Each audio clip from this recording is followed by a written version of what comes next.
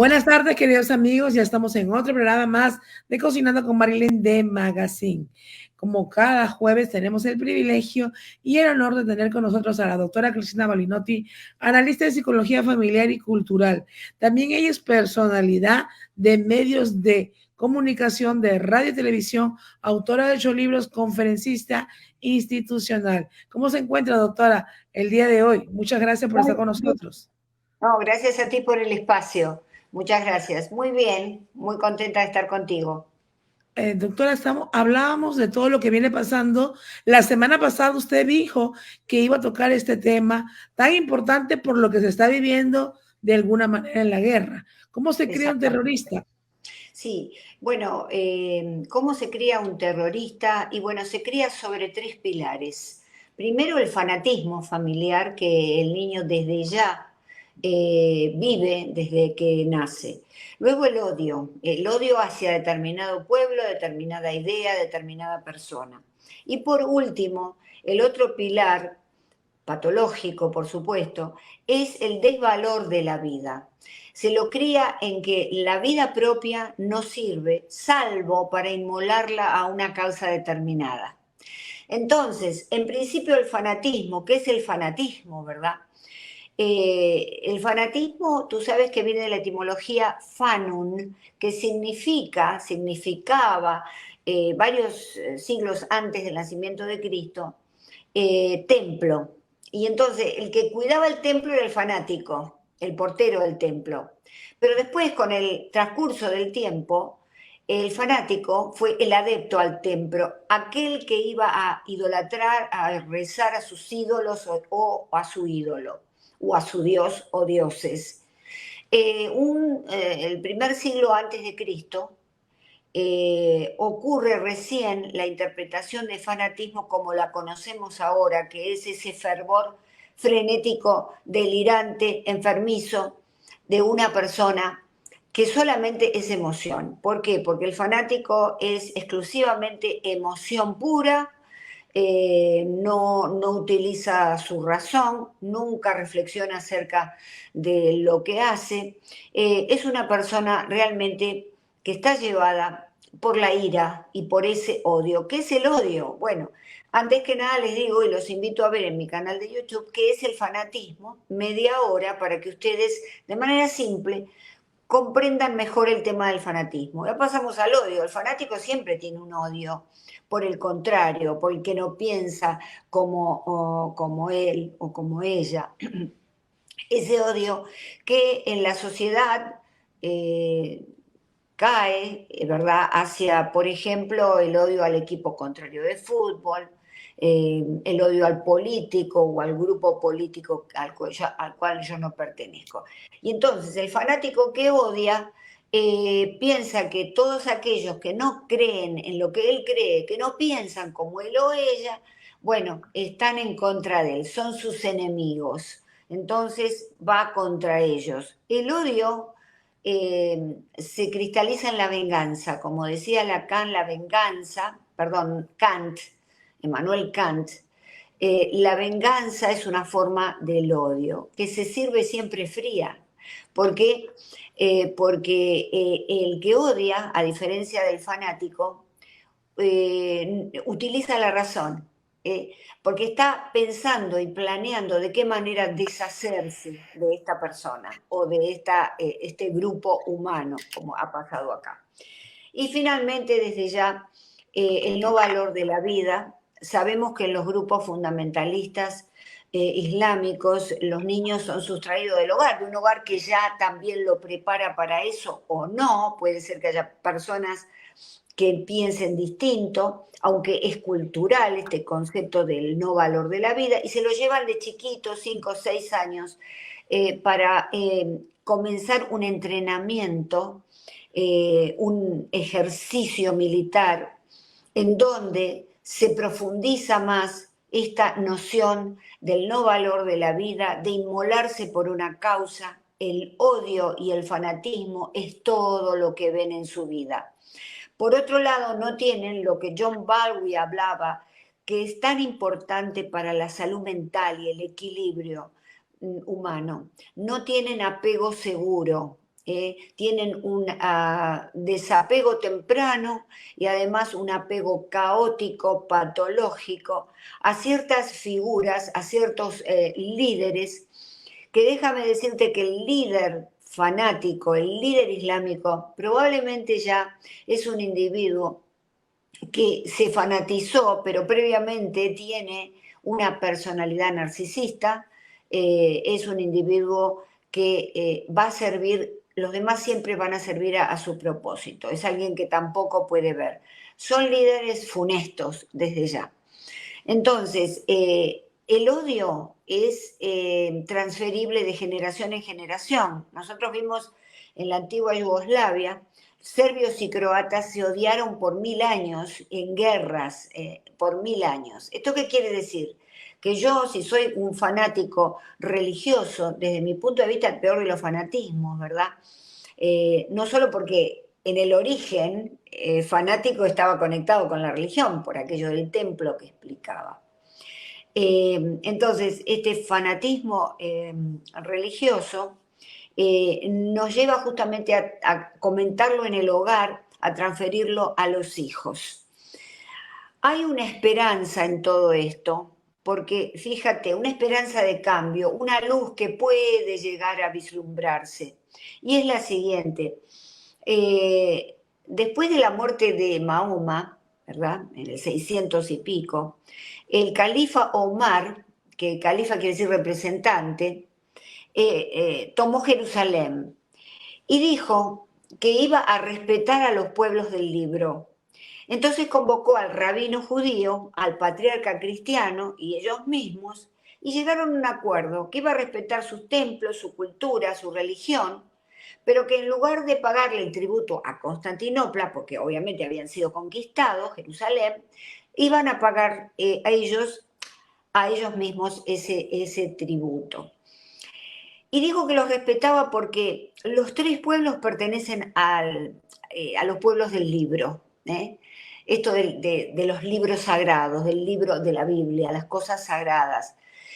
Y vivieron en paz por 400 años. Esta es la razón por la cual en estos lugares hay mezquitas, hay sinagogas, hay templos cristianos que todavía sobreviven. ¿Por qué? Porque allí convivieron por 400 años. Algo ha pasado que quebró toda esa bonanza que había, o por lo menos ese acuerdo, y ahora estamos justamente en pleno auge del fanatismo islámico.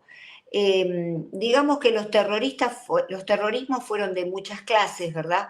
A principios del siglo XX el terrorismo era anárquico, después fue nacionalista, y a principios, ya finales del siglo XX, comenzó a ser el terrorismo religioso, que está devastando, ¿verdad? Porque, por supuesto, tiene tentáculos y bases en otros sitios como, por ejemplo, la geopolítica, la política. Es decir, realmente es una bomba que explota simbólicamente y está tiñendo toda la realidad que vivimos. Qué importante es, más allá de cómo se cría un terrorista, que lo vimos, es no criar a nuestros hijos en el fanatismo de ninguna clase, ni el fanatismo por un partido de fútbol o de lo que fuere, o el fanatismo político. Hay que criarlos en la no discriminación y además en la integración, en el sincretismo de creencias. Por supuesto, aceptando las diferencias que tienen los demás, sin tratar de borrarlos o dañarlos, y que ellos también acepten nuestras diferencias. Esta es la manera fundamental, y con un apego seguro, en donde lo principal sea el núcleo familiar y no ideas foráneas que van tiñendo. Hay familias altamente politizadas, familias que realmente tienen peleas físicas y peleas verbales severas por el tema de los fanatismos. De modo que esto brevemente es el resumen, y los invito entonces nuevamente a mi canal de YouTube a ver ¿Qué es el fanatismo? Y el otro programa de WLRN, ¿qué es el odio? Ambos de 30 minutos aproximadamente. Doctora, muchas preguntas que están entrando por aquí y pues obviamente gente que está saludándonos la tarde de hoy dice, doctora, ¿cuántos tipos de terrorismo hay? Bueno, yo estaba justamente diciéndole, están los anarquismos, ¿verdad? Los terroristas anarquismos que existieron a fines del siglo XIX, principios del XX. Después, promediando el siglo, aparecieron otra clase de terrorismos que tienen que ver con la política, ¿verdad? Los nacionalismos, particularmente. Y a finales del siglo XX aparece el terrorismo religioso. Esto es lamentablemente un gran problema para la humanidad en general, ¿verdad? Porque estos Pues, individuos, ¿qué pasa? Que Occidente no tiene cómo luchar contra estos individuos, pues estos individuos no les importa llenarse de bombas, entrar en un lugar y explotar, porque no valoran la vida, y nosotros en Occidente sí valoramos la vida. Y también mucha gente desde ya de Medio Oriente. Recordemos que estos son grupos aislados, fundamentalistas, que no tienen que ver con el pueblo. No es que toda Palestina son todos así. De alguna manera habrá algunos que están a favor y otros que están en contra. Pero ningún pueblo quiere ese tipo de guerra. Son grupos aislados, muy patológicos, muy enfermizos. dice, ¿cuáles serían los síntomas de un terrorista? El primer síntoma es la familia, porque yo no me tengo que extrañar si yo he criado a mi hijo en un fanatismo aversivo en contra del partido opuesto a el que todos celebramos en la familia. Entonces vamos a ver que inmediatamente puede ser alguien agresivo. Tengo que decirles algo interesante. Y esto, presten atención. Hay un tipo de fanatismo que puede surgir por tumor cerebral. Es decir, que si nosotros estamos en una familia en donde no existen estas conductas, en donde todos convivimos muy bien con todos, con las diferencias de los demás, y empieza a haber un niño fanático o alguien adulto fanático, vamos en primera instancia a llevarlo al médico y decirle, doctor, se le puede hacer un MRI, se le puede hacer una tomografía, un registro visual de su cerebro para ver cómo se encuentra. Claro que sí. Hay que tener en cuenta, como usted dice, pero sobre todo cuando viene, como alguien nos está preguntando aquí, ¿pueden nacer alguien con todas esas cualidades de alguna manera, dice, ¿no? No serían características de querer atentar contra la vida de otras personas, no tener valor a la vida. Bueno, vamos a diferenciar. Existen individuos psicópatas, que es el 1,5% de la población. No es que está lleno de psicópatas, pero hay psicópatas. El psicópata tiene muchos grados de expresión. Está el psicópata cotidiano, que es inofensivo, pero que siempre trata de usarnos y sacar ventaja de nosotros. Ese es un ¿Verdad? individuo psicopático porque a la hora de ofrecer su ayuda nunca la ofrece, nunca está. Pero en la máxima expresión está el psicópata asesino, que son muy pocos de nuevo, pero existen y casi todos son varones, en el cual se ve desde pequeños que son muy agresivos, que tratan de golpear sistemáticamente a sus hermanitos, tratan de herir animales, tratan de agarrar el gato por la cola y tirarlo contra una pared, estas cosas se han visto, o dañar a los animalitos. Atención con estos niños, es interesante, puede estar pasando otro problema, pero es interesante llevarlo al médico pediatra y al psicólogo para ver qué puede estar pasando allí. Lo que se dice, ¿qué valores humanos se quebrantan en los atentados terroristas?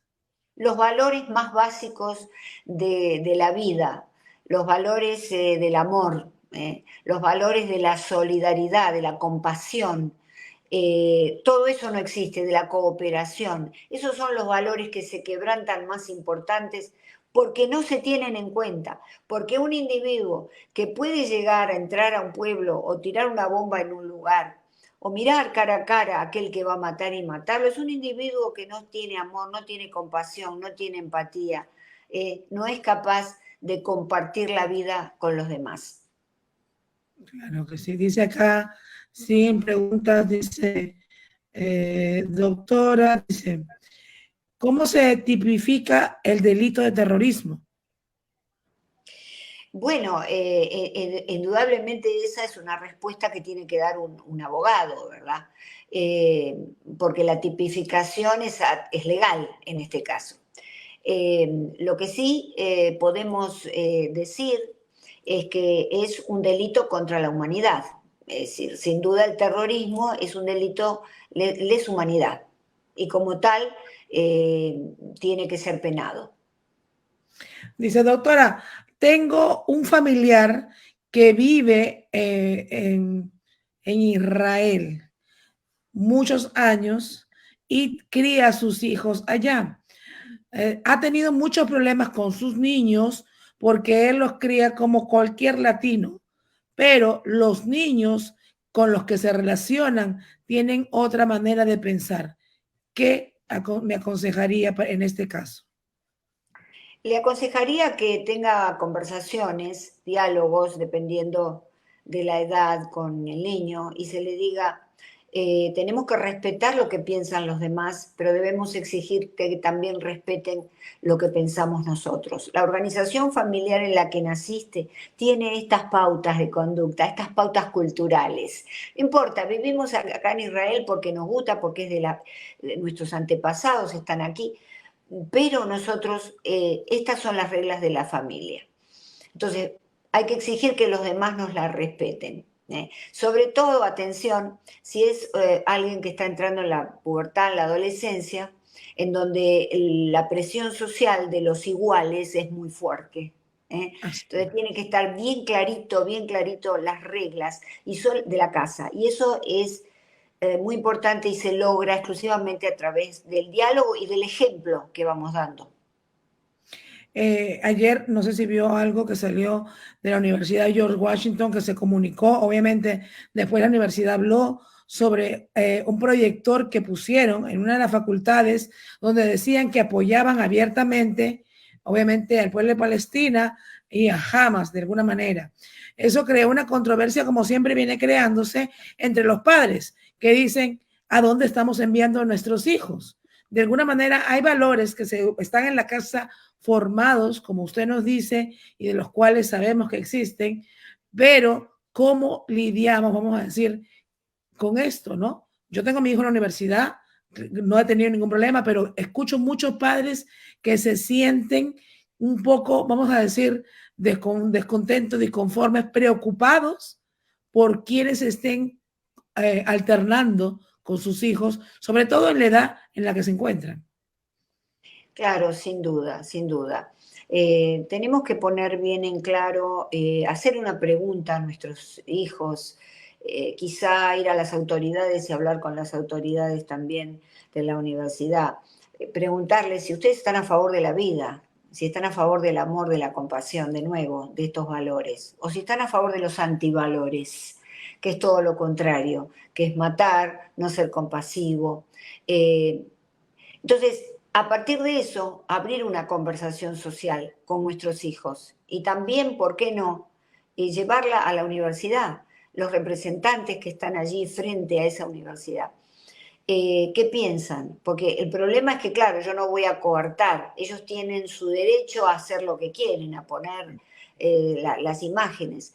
Y es verdad, siempre que sea pacífico. Ahora bien, esto tiene que ir pegado a una conversación social. Si yo me estoy poniendo a favor de quien ha mutilado tantas vidas, tengo que plantearme cuáles son mis valores.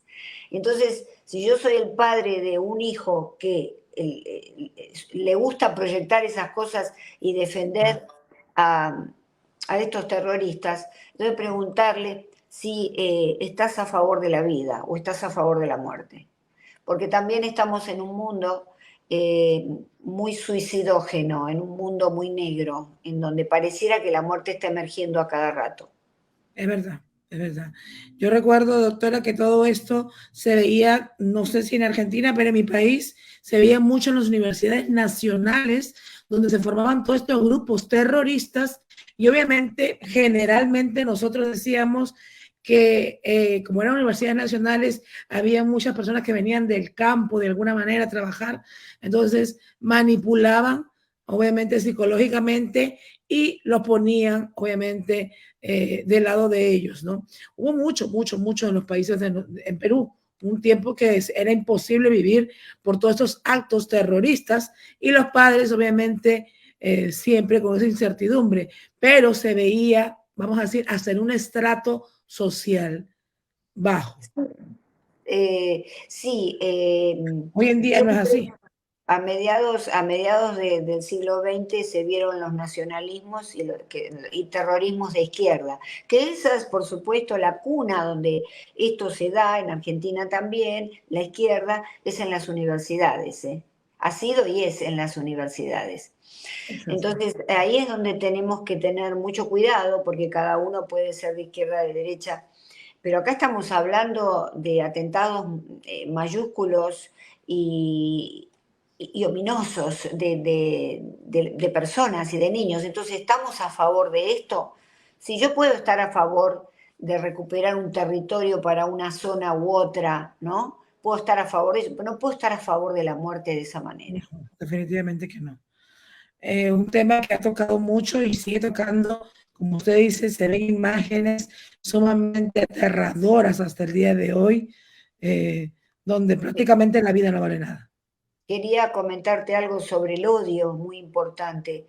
También. Te dice el odio, quien te ama mucho puede llegar a odiarte, ¿verdad? Y esto es una realidad neurológica, porque las regiones del enamoramiento en el cerebro son muchas, pero el putamen, por ejemplo, y la ínsula medial son aquellas que en donde se dispara el amor y se dispara el odio, están muy juntas. Entonces una persona que ama mucho puede llegar a odiar muchísimo también. Todo tiene como una correlación en el cerebro, ¿verdad? Inclusive el fanatismo. De modo que este es un dato interesante para tener en cuenta, porque el conocimiento es poder.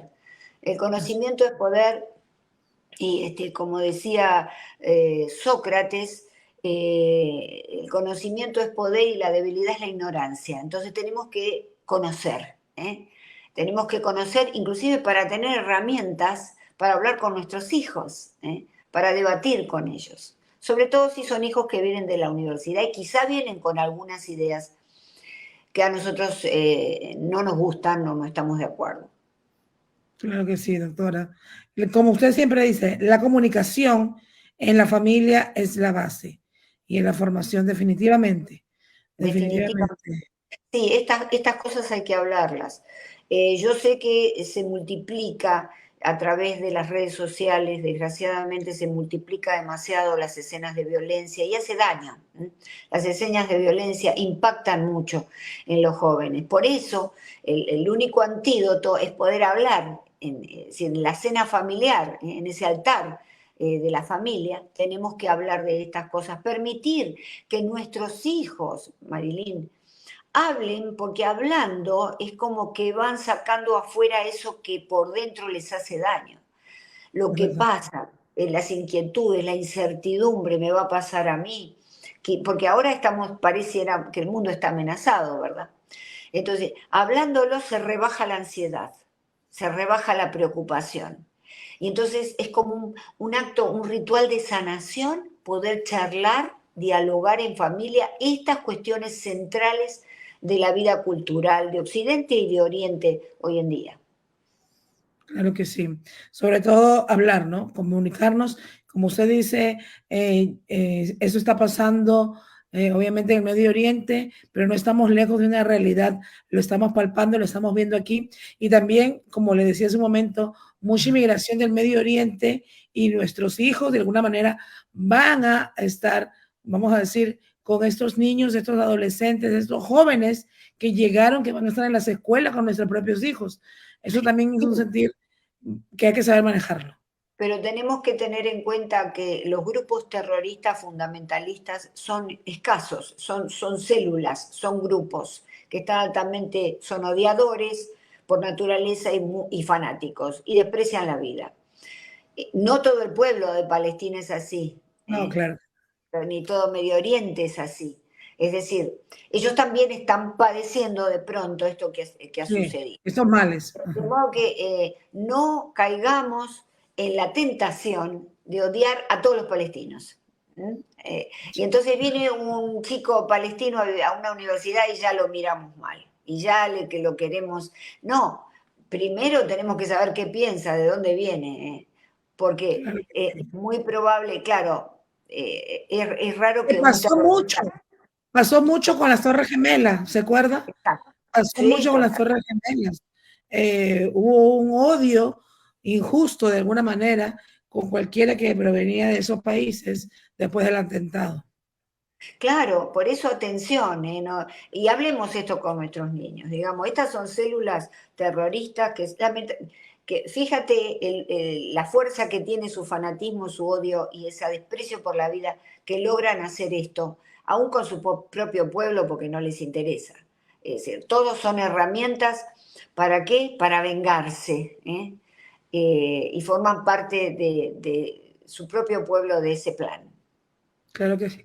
Doctora, siguen las preguntas. Queremos invitar que vayan a sus redes y también a su canal de YouTube, @cristina.balinotti, y el canal de YouTube unifamilia.com. Acá vamos a ponerlo también. ¿Dónde está? La Universidad de la Familia. Ahora sí. Por acá Y teníamos. recuerden, suscríbanse que es gratuito a mi canal, los invito. Y además busquen qué es el odio y qué es el fanatismo. 2 programas imperdibles. Claro que sí, ahí está en pantalla para que las personas puedan ir a su canal de YouTube y también a sus redes sociales, doctora Cristina Balinotti. Como siempre, muchas gracias, doctora. Nos vemos el próximo jueves. Muy agradecida por el espacio que me brindas. Nos vemos el próximo jueves.